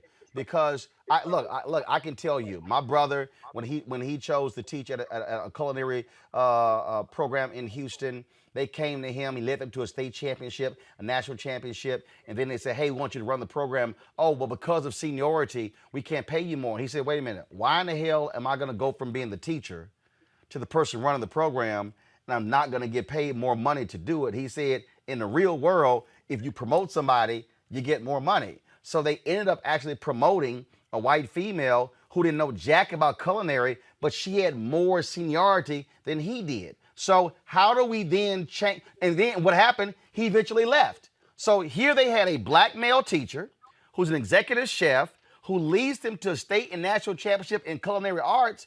But because of how the pay structure is, it was based upon seniority and not based upon talent and skill set, he booked. And it happens all over this country, and particularly in urban settings. But I think what we have to do is make sure that school districts actually target black males to come in to teach, be it going to HBCUs and actually recruiting teachers. But it's also the freedom to teach and the freedom to explore, the freedom to go about it in a way that you can reach children. Many of us are hamstrung by the requirements from states or requirements from school districts that don't allow us to really explore and to teach children in the way that we know will be fruitful for them. Obviously, pay and the pay structures are an issue, and we really have to work to try to get those up to speed to really make sure that we're going after those targeted areas that are of importance to our black children. But at the same time, we have to make sure that when we recruit them, that we give them the support that they need so that they can continue and not want to leave the profession. But see, on the point you made there, and look, man, I've made it clear to people, Very simply, that is, I support every means of education. Traditional school, public school, charter school, magnet school, online school, home school, technical school. For me, it's just got to work. And what you just described there, again, is the struggle that a lot of people have with traditional school system because that lack of freedom. And I think also and I think, again, one of the things, and I'm telling you, look, my sister's a teacher. My younger sister's a teacher. My middle sister was a teacher's aide. My brother also taught. I'm the only one who didn't go into the classroom because I probably would choke a kid to death because I ain't got that much patience. I'm just letting you know. I ain't got that much. So God bless y'all for having the level of patience to teach. I'm just saying I appreciate it. But this is the deal that I have said this for years. The teaching profession, they're not going to get an increase unless they confront the financial restrictions. If you are a person who can go into another area and you can make coming out, you can make 60, 65, 70, 75 or whatever, we can throw all kinds of different numbers, they have to adjust that because people are not just gonna say, I'm gonna like the old way, I'll teach 30 years and get my payoff when I get my pension. This generation is simply not doing that. That's a true statement, and I don't disagree with you that the pay structure has to change. And it's more than just what happens at the local school level. It's also what happens at the state level. Look, these school districts, and particularly those in urban areas such as Detroit, have to be funded in a way that we're able to raise salaries for workers all across our state, all across our school districts. And, when you talk about the fact that you were really battling with other industries to really pay people well and get the quality people that we need, pay is always going to be an issue. Here in Detroit, we've been able to do some things to attract teachers that have been pretty groundbreaking. We were able to raise salaries for beginning teachers. We're able to really move our teachers on the salary schedule who have been here. But obviously, we're going to value the folks who have done the job and have paid their dues, and the folks that have proven to be quality workers. And so certainly we have to make the steps and the strides to take care of the folks who are existing. But you're absolutely right. It's going to be an issue for folks until our school districts, particularly those in urban areas, are funded the way that they should. All right, Terrence Martin Sr., we really appreciate it. Thank you so very much. Thank you. All right. Mustafa, on this point, first of all, look, I got three brothers here, you as well as Michael. Rena had to go, so I certainly appreciate her joining us on the show today. Mustafa, again, when you start breaking this thing down, when you start looking at to me, when people say we got a problem with lack of black male teachers, then you have to zero in on exactly what the problem is. And I'm telling you, my brother went through it. He was like, y'all, I am not about to sit here and give my all and do all these things if you're not going to pay competitive salaries. And that is a fundamental issue that districts, that unions, that politicians, everybody is going to have to deal with, because the marketplace is about you better than them, yo, you get more. And that's going to have to be dealt with, because I'm telling you, I hear from brothers, man, I would love to teach, but I'm not about to teach for no $32,000 or $28,000. Go ahead. Yeah. I've heard the exact same thing time and time again. I mean, we're blessed that a couple of my line brothers are actually teachers, but they even talked about in the early days of their teaching careers, really not being able to, they were having a hard time just surviving, especially when they lived in certain areas where, if you wasn't making $60,000, $70,000 a year, you were almost living, paycheck to paycheck without a doubt. I mean, it comes down to this. We have to prioritize the things that we find value in. And if education is one of those, then, we got to make sure that the money is coming with that. And the other part, too, is the pipeline. So, for certain skills, we will create this pipeline early on so that folks get all these various skills that they need, so that by the time they get to college, they're well prepared, and then they're actually ready, to move out into the real world. So, you know, in our STEM programs, lots of times the folks who go through STEM are not thinking about being teachers. They're thinking about being scientists or engineers or some of the other things, sometimes math maybe, but they're usually thinking about it at a much higher level, you know, teaching in college or something like that. So we just have to prioritize, especially in our communities. And then if we actually do that, you can get more brothers who are actually will say, you know what, I can take care of my family and I can do more than just taking care of my family. As we were talking about wealth earlier, hopefully we can get to a point where if you are a teacher, you can actually build real wealth beyond the cultural wealth, of course, that comes from being able to do this, but also the financial wealth. Michael, I've got a lot of brothers a lot of people who are sitting here commenting on Facebook and YouTube about this very issue. And I've had a lot of black people get mad at me, man. I don't know why you supporting charter schools. And because you heard Terrence also say when he talked about having the freedom to teach the way they know how to teach. That's one of the reasons why I support charter schools.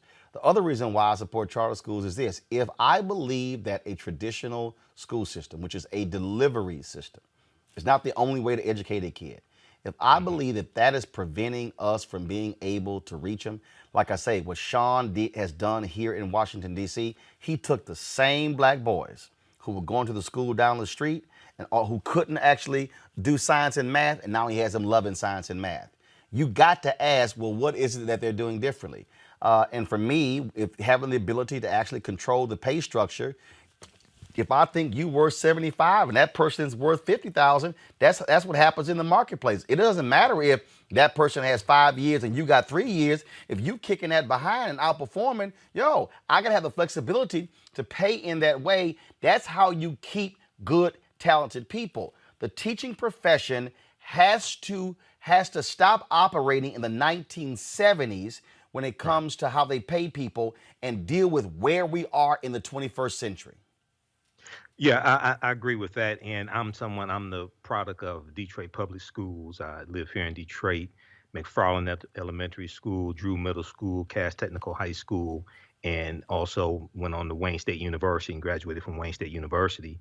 And my mother was a teacher in Detroit Public Schools as well. I come from a long line of teachers. So there's some advantages with charter schools. All of them. You have good charter schools, bad charter schools, good public schools, bad public schools. We need quality education in all facets. And I'm also an advocate for homeschooling as well for those who want to do it.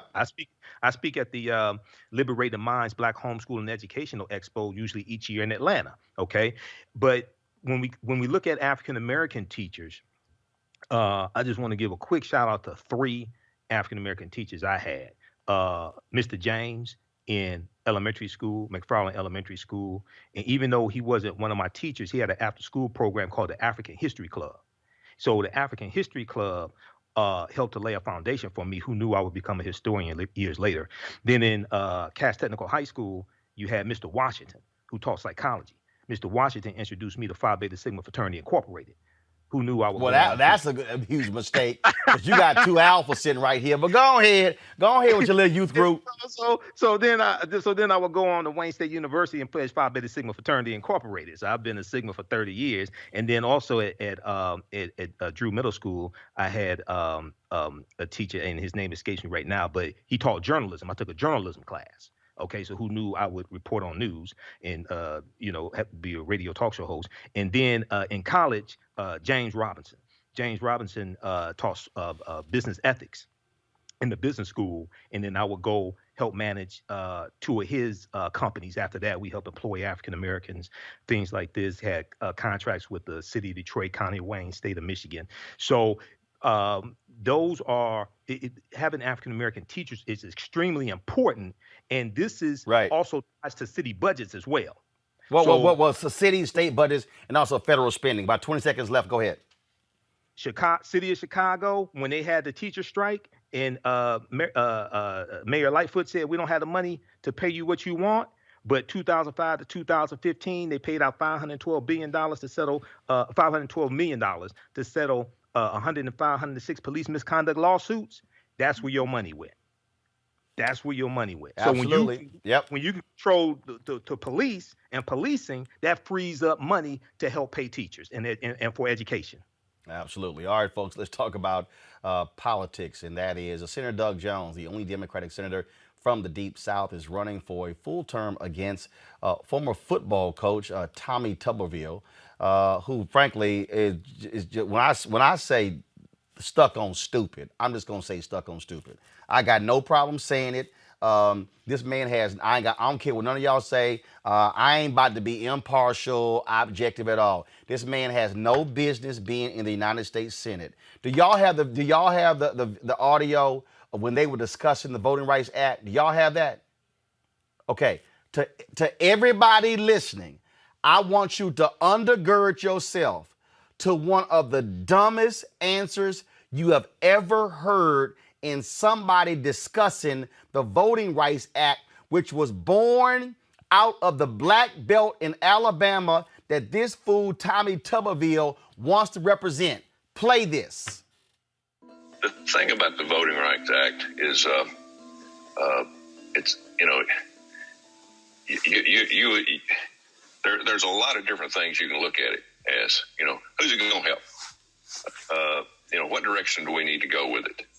I think it's important that with everything we do, we keep secure. We keep an eye on it. It's run by our government, and it's run to the point that it's got structure to it. It's like education. I mean, it's got to have structure. Now, for some reason, we look at things to change, to think we're going to make it better, but we better do a lot of work on it before we make that change. What the hell was he talking about, Senator Jones? You got me, Roland. I mean, I just got to be honest with you. I have yet to figure it out. And I guess the reason I can't figure it out is because he can't figure it out. He has no idea. He has no clue of what he was talking about. And that, quite frankly, I think that once that become public, that is why he is completely underground. He is not talking to the media. He's not talking to the people of Alabama. He is not doing anything but 30-second TV ads. The thing here is the man wants to be the United States Senator from Alabama. What the hell has he done other than coach football? Well, he's actually done a few things that are not so good. He coached football, but he quit those last 4 jobs. He tried to run a hedge fund for a year between his Auburn job and Texas Tech. Got money, millions of dollars with him and a partner for people investing, telling those folks that he was going to watch over their money, review their investments and all. Then he quit on them, went to Texas, and guess what happened? His partner embezzled all the money, and he ended up getting sued. He had to settle with the investors. He quit on everybody. That's the main thing. He's even, he's got a charity fund out there that he raises money for, supposedly for veterans. But the records show that out of every dollar he's raised, only 18 cents go to veterans. So that's the record that he's got to deal with. And he's not engaged. He's not trying to be a U.S. Senator. And I think the very fact that non-answer on the voting rights should just disqualify him from being a U.S. Senator from Alabama, even being a U.S. Senate candidate from Alabama. And what I need people to understand, and is it resonating there? Because we're talking about Alabama. We're talking about Birmingham.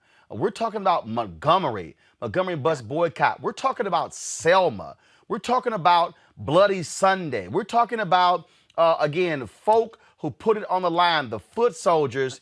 And it has to be shocking, stunning, and embarrassing to them to have somebody who clearly has no damn clue what the Voting Rights Act is, and he is going to be their representative in the U.S. Senate? One of the two?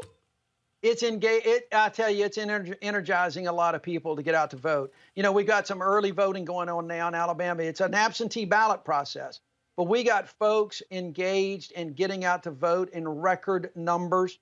There's some things going on even on a Saturday tomorrow here in Birmingham, Jefferson County. So it's energized a lot of people. And for a lot of other folks, it's just got folks scratching their head about why does he really want to do this? He hadn't even lived in Alabama, and he's just moved to Alabama 18 months ago as an ego trip to run for the United States Senate. So there's a lot of things out there, Roland. People are beginning as, wait. Well, hold up. He has only lived in Alabama for the last 18 months? Yeah, that's right. No, look, He lived in Alabama from like 1999 to 2008. He's not born here, never lived in Alabama until he started coaching at Auburn. As soon as he left and quit coaching at Auburn, he stayed around for another year running that hedge fund, then moved to Texas, then moved to Cincinnati. And then after that, he's got a big old house down on Santa Rosa Beach. He's had a lake house, a vacation property that he sold a couple years in Alabama. But he's not lived in Alabama and moved to Alabama literally to run for the United States Senate just about, I guess it's about 2 years ago now. He didn't even vote in Alabama in 2018. When the election was held in 2018, he was not a registered voter in the state of Alabama. And that's a fact. He just moved to run for the Senate. This is a kind of an ego trip. And you know me, you and I've talked about this a long time. I'm born and bred here, lived here all my life. And Alabama runs deep in my blood, and it's really kind of shocking that he would come and try to do this. But the fact is, we're okay. We're moving in the right direction. This race feels so much like it did in 2017 when we ultimately won that race. This is again, as I'm and Mustafa and Michael prepare your questions for Senator Doug Jones. The thing that I still grapple with, and I get it. I get Alabama is deep red, but at some point, common sense has to set in. Y'all haven't had any debates, right? No. He will not. He didn't even debate Jeff Sessions, and if he's not going to debate Sessions, he's sure as hell not going to debate me. He's not only not debating now. I'm telling you. This guy's staying underground. They've got him. You remember the old Get Smart show? You know, yep. You know, in the cone of silence. Yeah. They have him in a cone of silence because he is not talking to the media.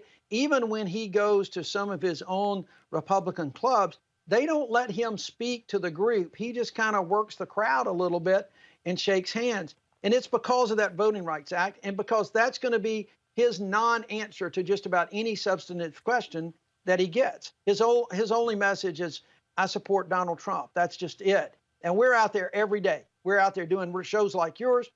I've been all day today on the phone with media interviews all day long today because, people ask me about the media. The question that media phrases, what do you make of him not talking to the media? And I said, well, wait a minute. It's not that he's not talking to the media. You guys are the microphones to the public.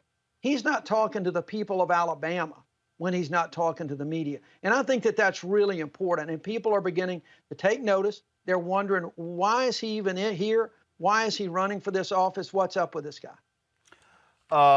Mustafa, you got a question for Senator Doug Jones? Yes, Senator Jones, thank you for being a champion for civil rights because I know your record over the years. My question for you is, what is your vision for Alabama? Oh, my vision for Alabama is one of an inclusive society. And I think we proved that. I think we proved in 2017 that Alabama has got our best foot forward that people a lot around the country hadn't always seen. They think about us sometimes in old days in black and white images.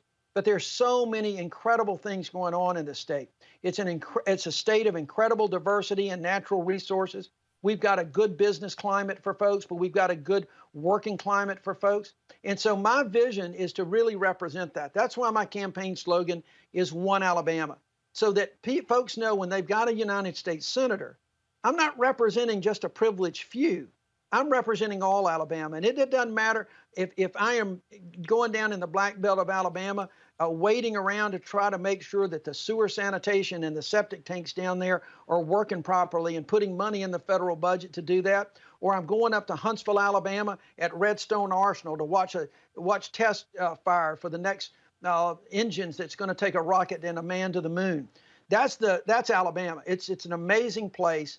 And my vision is to make sure that we put those divisions of the past behind us and that we unify together and we come out as one Alabama. I've said many times, and Roland has heard me say it, so many of our divisions in the country started in the South, but we can be the place of healing and reconciliation and going forward, and that's what I've tried to do. Michael, your question for Senator Doug Jones. Hello, Senator Doug Jones. This is Michael Imhotep. How you doing? I'm doing great. Thank you, Michael.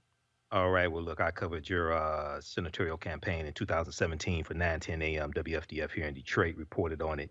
Had a quick question for you. In 2017, it was African Americans who mobilized, organized, registered to vote, and came out and supported you, men and women. How have your policies been able to help African Americans, help their conditions, et cetera? Can you talk a little bit about that? Great question, and thank you for asking about that. But I'm going to tell you, Michael, I got to say this before we start. I noticed when I was watching you guys talk before I came on, you had those two Muhammad Ali pictures right behind you, including the one where you're standing over Sonny Liston. I want you to know that just over here to my left, I've got that photograph in a big oh gosh, it's probably a 20 by 30, or maybe it's 11, something like that, but it's autographed. And it's autographed, and it's an amazing signature. He autographed it, Muhammad Ali, after me, there will never be another. And then he did a little boxing ring in it. It is one of my prized, memorabilia collections. So I just had to say that first. So what have we done? And look, we've been there a lot. I mean, I'm not one of those guys that doesn't understand and appreciate folks that supported you.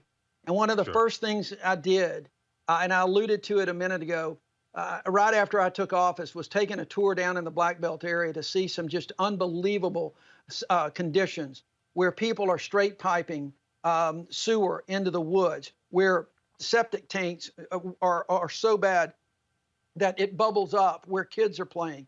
There's a hookworm problem down there.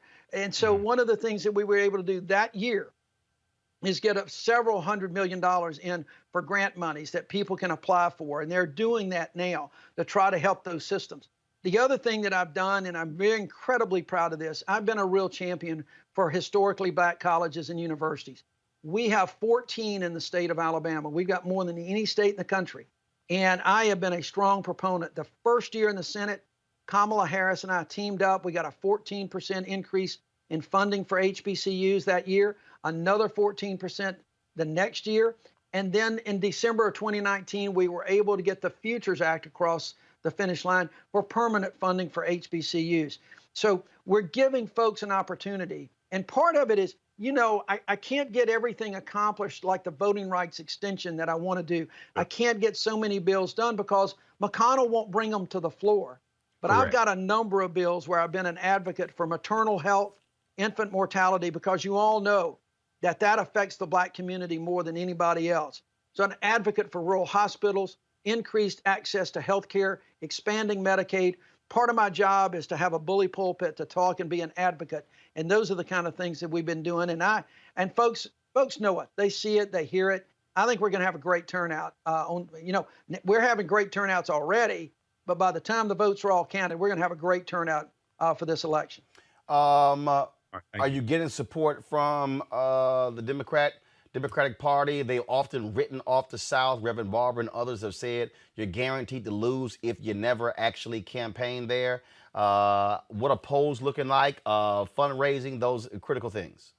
Well, fundraising has gone well. I wish I could say it's gone as well as Jamie Harrison in South Carolina, but that's just out in the stratosphere. But it's gone well. We've been up and doing a lot of things. And let me talk about the party first. There's been, Tom Perez and I talk a lot, and he has been trying to do a lot of help. My colleagues in the Senate, individually, my colleagues have been awesome. They've been great. I've been disappointed in the DSCC and others because I think they're just looking at weird analytics that don't have any relevance to what's going on the ground.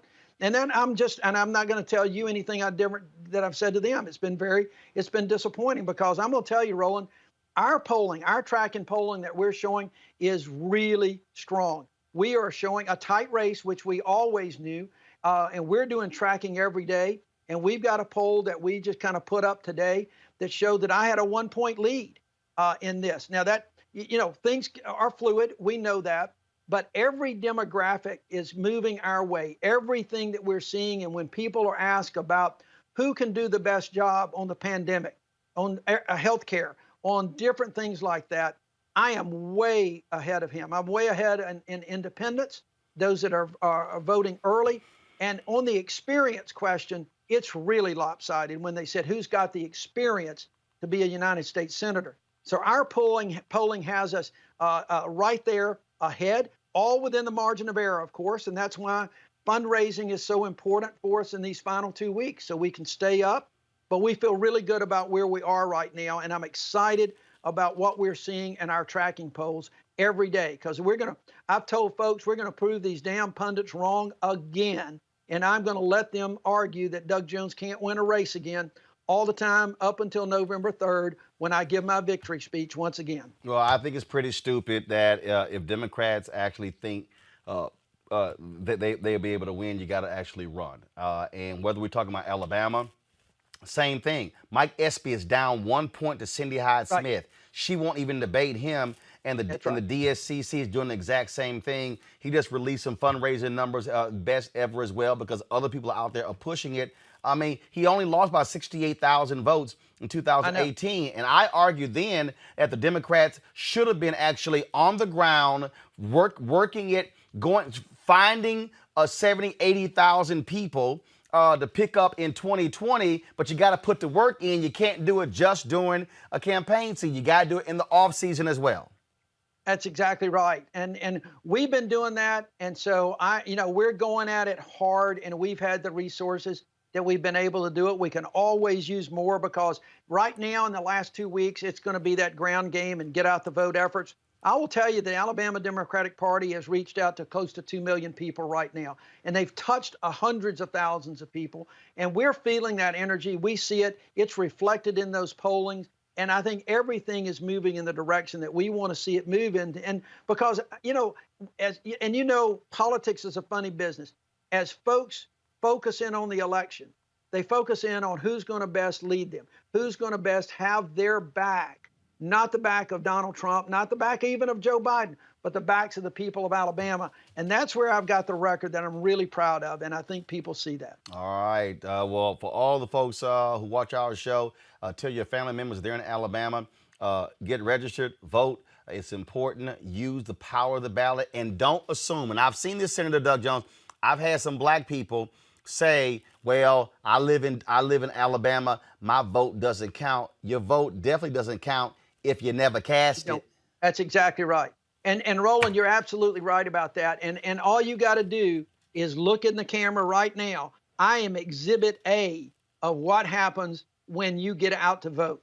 That's what happened. Good things happen when we can get out and vote in numbers. So you're absolutely right. Don't sit back. Get your friends, get your neighbors, and everybody in your family. Let's get out to vote, because we've got the numbers to do it for sure. All right, Senator Doug Jones of Alabama. We surely appreciate it. Good luck. Thank you. Take care, guys. Thank you very much. All right, y'all. I just got it for y'all. Just play one last time. Y'all, cue up. I just got to play with y'all with this top fool, Tommy Tuberville. If y'all are stuck on the fence about voting, listen to this fool, Tommy Tuberville, discuss the Voting Rights Act. Y'all go ahead and play it. This should make you want to go vote today. The thing about the Voting Rights Act is it's, there's a lot of different things you can look at it as. Who's it going to help? What direction do we need to go with it? I think it's important that with everything we do, we keep secure. We keep an eye on it. It's run by our government, and it's run to the point that it's got structure to it. It's like education. I mean, it's got to have structure. Now, for some reason, we look at things to change, to think we're going to make it better, but we'd better do a lot of work on it before we make that change.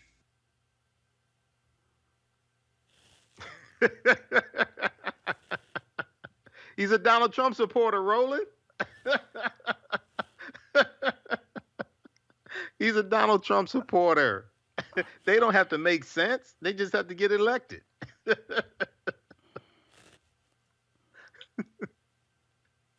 But the bad thing about it is, Roland, is that he doesn't know about the 1965 Voting Rights Act, but Jefferson Beauregard Sessions III knew about it. That's why he cheered the U.S. Supreme Court case ruling Shelby County versus Holder, gutting Section 5 of the Voting Rights Act. That's why he cheered that. So we have to study history and law. All this is connected.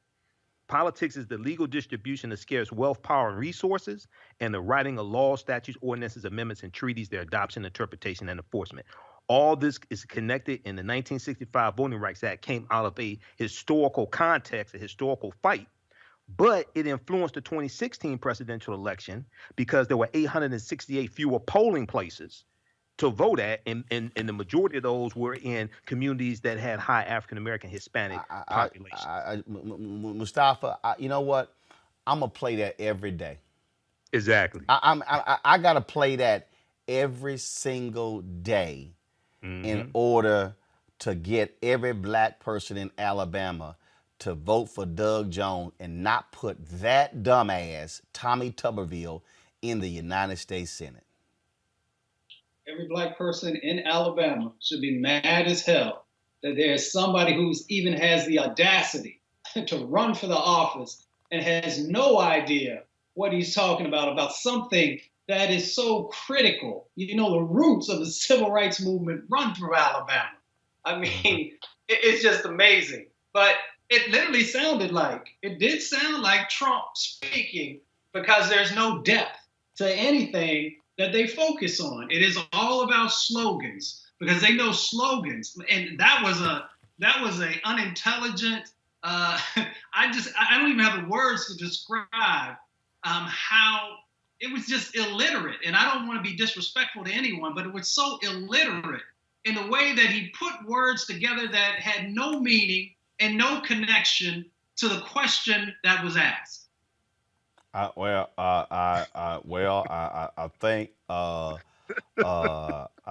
think you know that thing is really interesting. I think that thing has to be regulated. You know, it's sort of like education. It's gotta have some structure. So the Voting Rights Act is sort of like when you bake a cake. You gotta make sure you use self-rising flour and you don't use all-purpose flour. And then if you do that cake and you put some vanilla extract in it, then I think if you add some butter and some sugar, then we just gotta regulate it. That's literally what the hell he just said about the 1965 Voting Rights Act, which is arguably one of the most important bills ever passed in American history. And this fool, I'm playing that every day. So control room, y'all might well put that on the list. I'm playing that twice an hour. I'm gonna play that in a 6 o'clock hour and a 7 o'clock hour. I'm gonna play that every day, because if somebody that stupid has no business being in the United States Senate. That's it. I'm done. All right. Michael, Mustafa, I appreciate it. Rena Shaw, thank you for joining us on the panel today. Thank you so very much, folks. If y'all want to support what we do at Roland Martin Unfiltered, you see the kind of conversations we have. It's not what you're going to find anywhere else. We do this every single day. My man Keenan sent me the update. We have 13,134 members of our Bring the Funk fan club.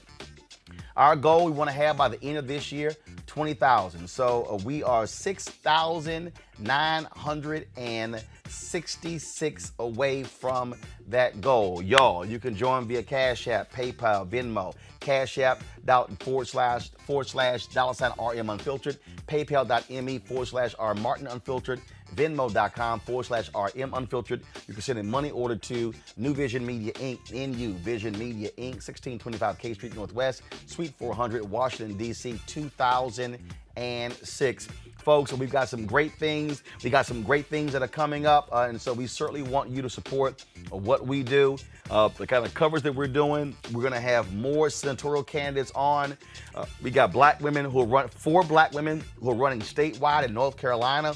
We're going to have them on the show next week as well. I'm trying to work out to do our broadcast from Detroit, to do a sit-down Q&A with Senator Gary Peters, who's running for re-election. I hope we'll take the show to Mississippi, do the exact same thing with Mike Espy. I want to go to South Carolina, do the exact same thing with Jamie Harrison, and go to Atlanta, do the exact same thing with Reverend Raphael Warnock, who is running in Georgia. And so lots of different things that are going on, folks. And so we want you to support all that we do. So please, your dollars make all of this possible. Folks, y'all be sure to have a fabulous weekend. I will see y'all on Monday. Holla!